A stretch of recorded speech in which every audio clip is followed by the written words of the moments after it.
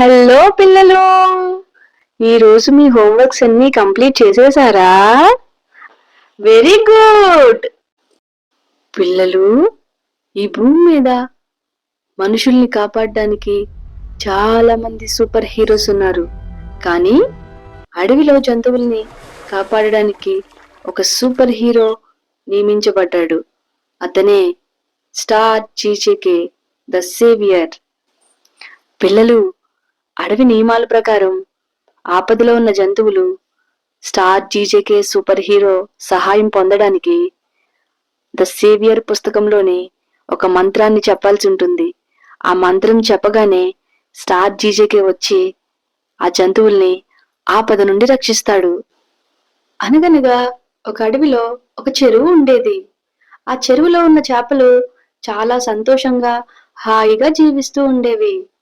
ఇలా ఉండగా ఒకరోజు ఒక కొంగ వచ్చి చెరువులో ఉన్న చేపల్ని తినడం మొదలుపెట్టింది. అడవి నియమాలకి విరుద్ధంగా కొంగ తన ఆకలి తీరినా సరే ఎక్కువ చేపల్ని చంపేస్తూ ఉండేది.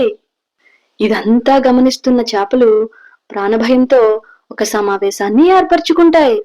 కొంగ అడవి నియమాలకు విరుద్ధంగా తమను ఇలానే చంపుతూ పోతూ ఉంటే చెరువులోని చేపజాతి అంతా అంతమైపోతుందనే ఆందోళనతో చిట్టి అనే చేప తమ పూర్వీకులు ఇచ్చిన ద సేవియర్ పుస్తకం దగ్గరికి వెళ్లి స్టార్ జీజేకే సూపర్ హీరో సహాయం పొందడానికి సేవియర్ పుస్తకంలోని మంత్రాన్ని చెబుతుంది.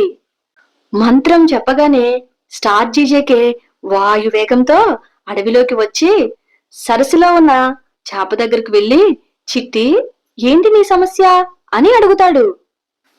అప్పుడు చిట్టి జరిగిందంతా చెప్పి, కొంగ అడవి నియమాల్ని అతిక్రమిస్తుంది, మమ్మల్ని కాపాడు అని అడుగుతుంది.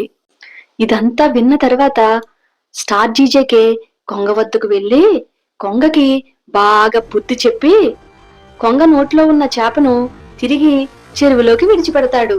ఆ తరువాత కొంగ భయంతో వణికిపోతూ అడవి నియమాలను అతిక్రమించనని చెప్పి ఆ చెరువు వదిలి వెళ్ళిపోతుంది.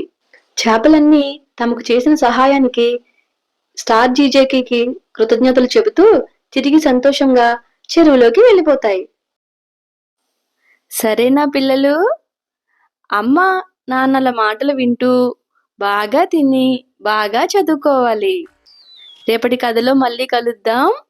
Shining of star GJK channel.